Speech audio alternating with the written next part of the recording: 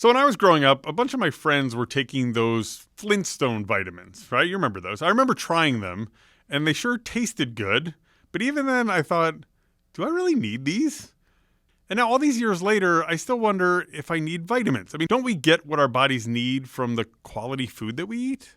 I wish, right? Because it's no fun swallowing all of those pills. They're expensive. I eventually shoved them aside in my cabinet because, frankly, I'm overwhelmed by what I have, and I really question whether or not they work. All right, Macy, listen to this. The vitamin and supplement industry is on track to be a $200 billion industry this year. Let me repeat that, $200 billion this year alone. Now, with those stats, you think they're working, right? Almost 1 in every 3 Americans takes a multivitamin. And why not if they increase our chances of being healthy, if they make us feel good? But this is what is always in the back of my mind. What do we really know about those supplements? That multi-billion-dollar industry isn't regulated by the FDA. Why not? I've always wondered that. And what is the science that proves vitamins and minerals and supplements do what they actually promise? Hi, everybody. I'm Macy Jepson. And I'm Pete Kenworthy, and this is Healthy at UH. Macy, you and I debated doing this podcast for a while, for months, actually. I wasn't sold on it. But then again, I don't take vitamins, right? But then we started to hear from more people just like you, Macy, who said they're confused by choices. They don't know if they're buying the right thing, taking the right amount, or getting what they need in their diets. So here to answer our questions today with science is Dr. Jacob Wolf, a naturopathic doctor at University Hospital's Connor Whole Health in Cleveland. Thanks for being with us. Thanks for having me. So let's start with this. Can't we get what we need from the food we eat if we are consuming healthy food? Yes and no. If you're consuming a good, healthy diet of lots of fruits and vegetables, whole grains, healthy fats, potentially. But our food stuff that we eat nowadays isn't the same as it was 50 years ago. So there's lots of issues, even if you do eat healthy, that you may not get every nutrient that you need. So they're not as full of nutrition as they used to be. I did do a little bit of reading. Is that what you're getting at? Yeah, it's very true. Our soil quality has changed. We've changed the types of foods that we grow. There's not as much variety. We transport our food overseas. Stuff that isn't in season year-round isn't here in the winter. We don't grow blueberries in Cleveland in February. But you can get them at the store. And those are harvested early, not as fresh, not the right nutrient quality. All right. So we need to supplement our food to make up for that, right? Correct, yeah. All right. But does everyone? And how do we know if we're actually low on something? I mean, before running out and buying a bunch of vitamins, shouldn't we do some type of test to find out what we're low on? Sure, there's some testing that can be done. A lot of our standard annual labs look at some of that. So we can get a good idea of iron status, vitamin D, calcium, some of our basic nutrients in just typical labs. A lot of nutrients aren't tested routinely because they're not standard labs. They just are things that if we had a health concern, your provider might dive in a little bit deeper, but on a general basis, they're not tested for. I've got so many questions. But let's first talk about why we need nutrients in the first place. What's going to happen to our body if we don't have them? We'll go back 100, 200 years and we get a lot of those diseases like scurvy and rickets. And all these diseases are because of nutrient deficiency. And so we still see people these days with these issues. People come in with scurvy because they're not getting enough vitamin C because they're eating only junk, processed food all day, every day. And so we still need to get all of these essential nutrients that you would find in something like a multivitamin in our diet. So what are the non-negotiables here? This kind of seems like where you're going here. The ones that we must have sufficient levels of in our bodies, and they're lacking in today's food. Are there things like that? If you're eating a somewhat healthy diet, there's nothing that you can't get at a very basic level to prevent disease. You need 60 milligrams of vitamin C to prevent scurvy. You can get that in almost anything that you eat that is a fruit or a vegetable. But some people don't eat fruits and vegetables, ever. And so that's where we run into these problems. I would say there's no supplement that anyone with a relatively broad diet needs to prevent those type of diseases. Are you implying that there's something else that people who eat a relatively healthy diet would still need? Yeah, not getting scurvy is really far from optimal health. Got it. And so there's a whole wide range of supplements that may be desirable to optimize your health. Got it. Before we go any further, I want to do some just a little rapid fire here, right? Just ask you about certain vitamins because these seem to be the top ones, but kind of your take on them and really the science behind these. Okay? Does vitamin B really give you more energy? For some people, B vitamins are heavily involved in our energy processes. They help with our adrenal glands. They help with the thyroid.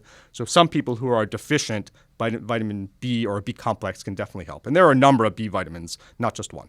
How do you know if you're one of those people?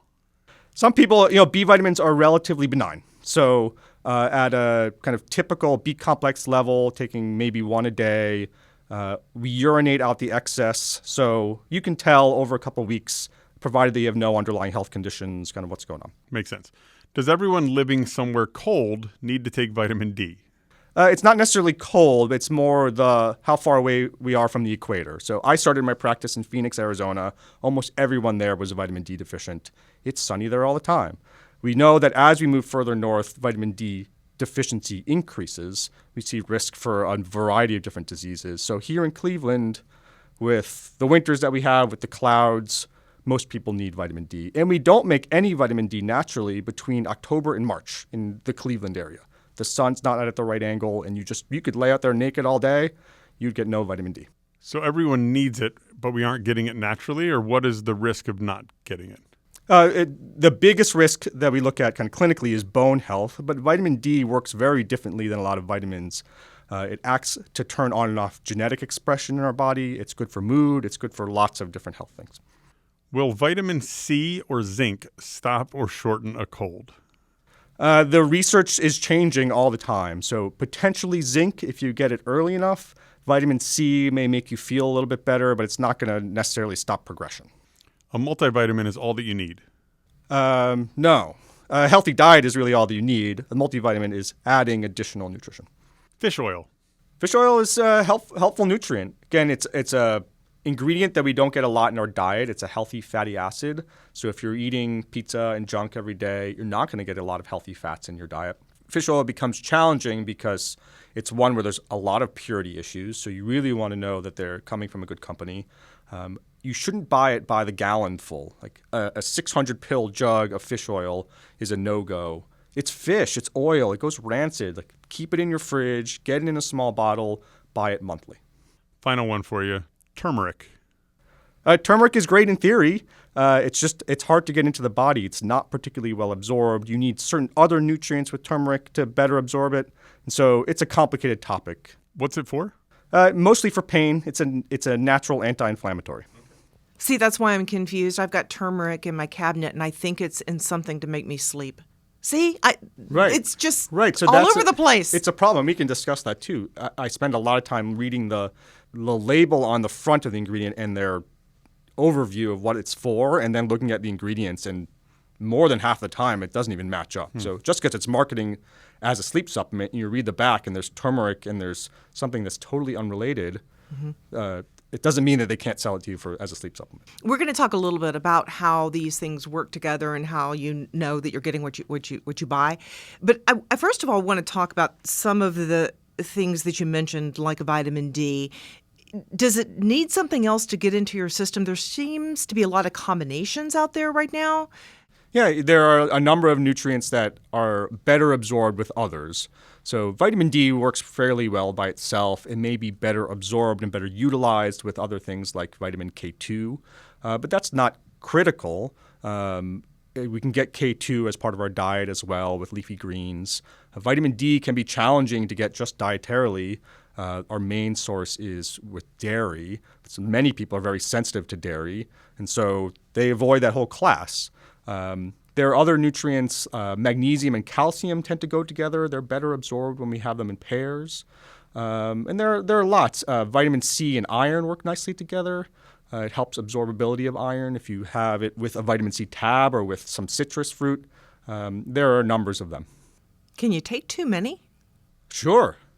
I spend more time taking people off of supplements than putting people on supplements. I mean, in my opinion, a supplement should be supplementing something. You shouldn't be sustaining yourself on supplements.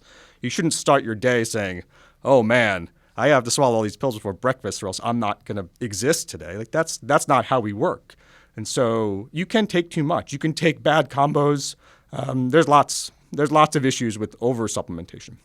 How do you know when you're taking too much, though? If you're starting your day that way, like I mentioned, if you're starting your day with a meal of pills and you can't eat until lunch, then you're taking too many.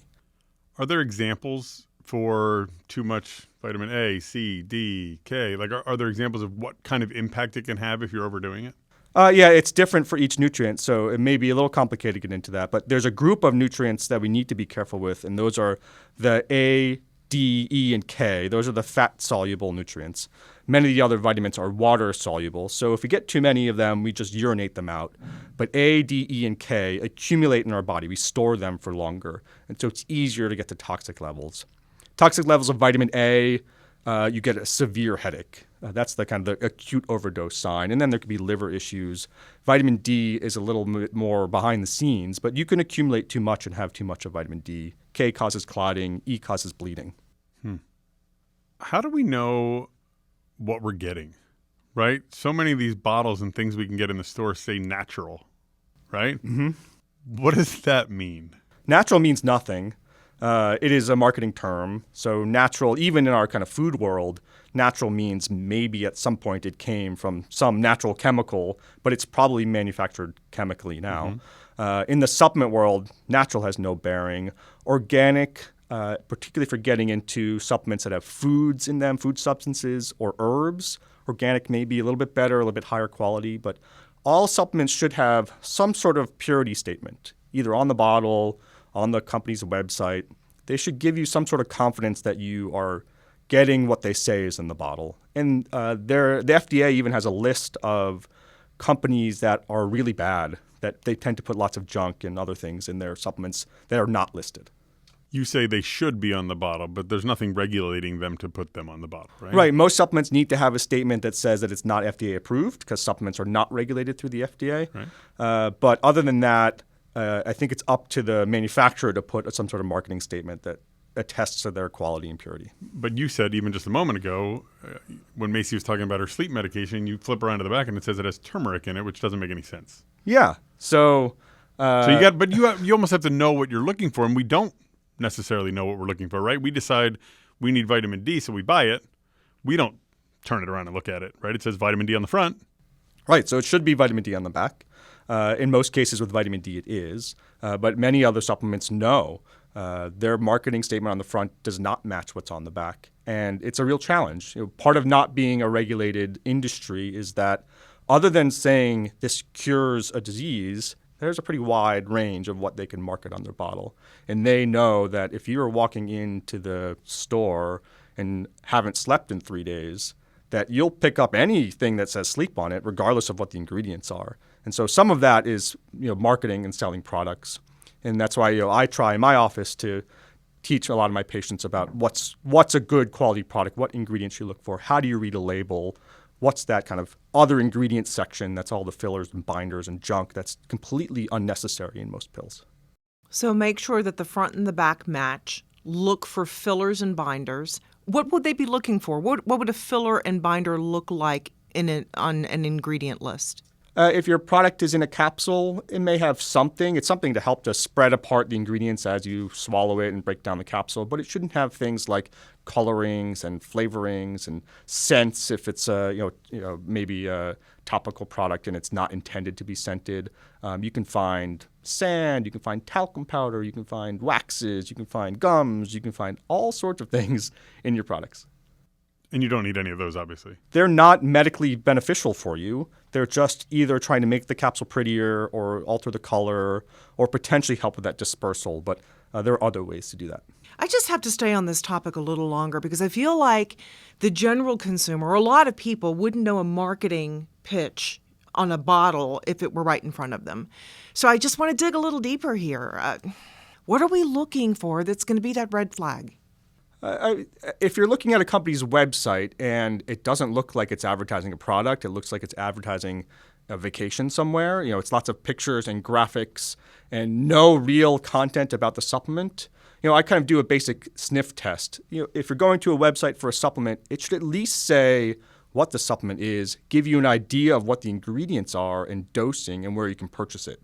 If it doesn't show that on the website, if I can't find ingredients of a supplement for something that I'm trying to purchase, it's a no-go. If I have to dive 15 pages deep to find that, that's all marketing behind that. And same thing goes, for print advertisements or for TV advertisements. They're paying for marketing. They're trying to sell you a product, not necessarily benefit your health. Complicated. And why doesn't the FDA oversee this? It's really a challenge. It's not part of the FDA's purview.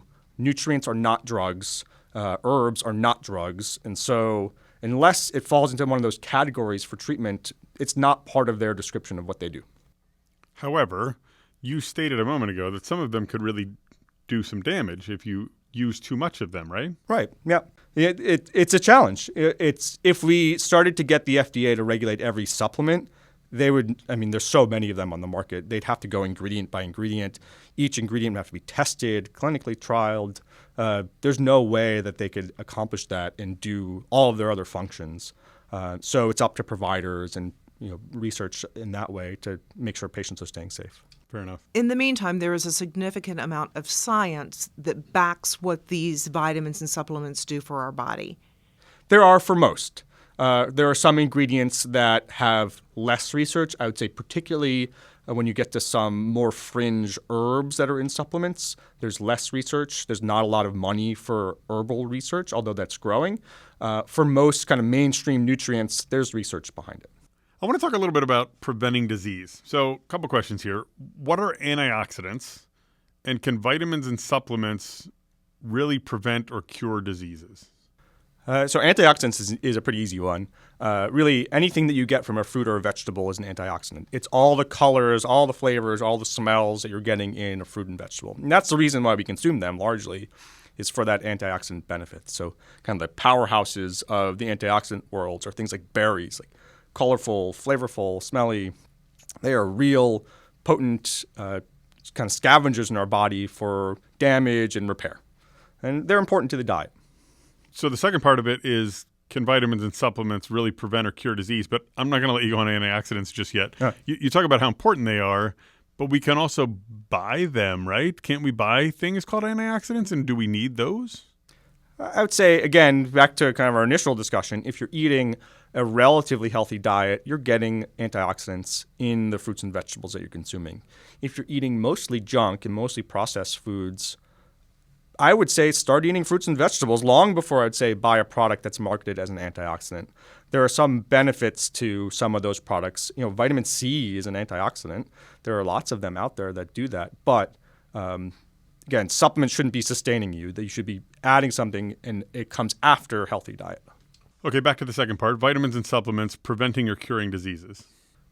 We kind of touched on this before. There are minimal amounts of nutrients that you need to prevent the majority of the diseases that we hear, things like pirates and older 1400s Europeans getting. We can get that from our diet now. Our diet is much more well-sourced than that. So that's kind of the disease-prevented side. Supplements for curing, again, unless there's a severe deficiency, I wouldn't use a supplement to cure someone of a disease. It may be part of a larger protocol, but it's often coming with nutrient deficiency. If you have anemia and it's due to low iron, then we have to replace iron. We can use an iron supplement or infusions if necessary, if it's severe enough anemia, to correct that imbalance. And in a way, that's correcting a disease. Can we end up reversing or making something worse? Say, I just want to have more energy and I want to do B12, but now my blood pressure medicine doesn't work. When we're talking about medications, it gets challenging. So there are some nutrients that we know that someone might just pick up off the shelf. We'll say St. John's wort is a really common one for mood. St. John's wort essentially changes the way that your entire body processes medications. And so St. John's wort affects the way that every single medication is absorbed. And so that's the number one, weird interaction. It's going to affect my medications no matter what I take. But there are plenty of other ones. We talked before about how some nutrients are better absorbed with others. Some nutrients block others from being absorbed. And so the same thing can happen with your medication. You may find that a supplement that you're taking that is intended to do good is going to raise the level of, let's say, your cholesterol medication in your body. And so it can cause side effects. So basically, before you take something, talk to your doctor. Talk to your doctor, yeah.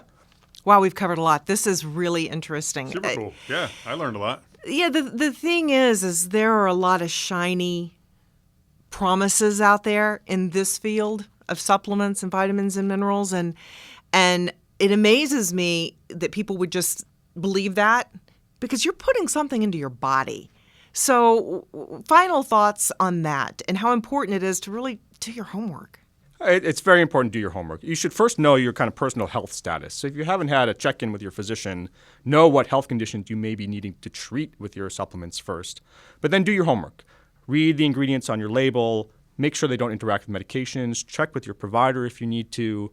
Don't take 1,000 supplements. A handful of things that could benefit your health are great, but don't start your day with a meal worth of pills. Sound advice. Thank you, doctor, for being here. Thank you for having me. Dr. Jacob Wolf, a naturopathic doctor at University Hospital's Connor Whole Health in Cleveland. Now, remember, you can find and subscribe to this podcast on Spotify, iTunes, Google Podcast, Pandora, or wherever you get your podcasts. Search University Hospitals or Healthy at UH, depending on where you subscribe. For more health news, advice from medical experts, and Healthy at UH podcasts, go to uhhospitals.org/blog.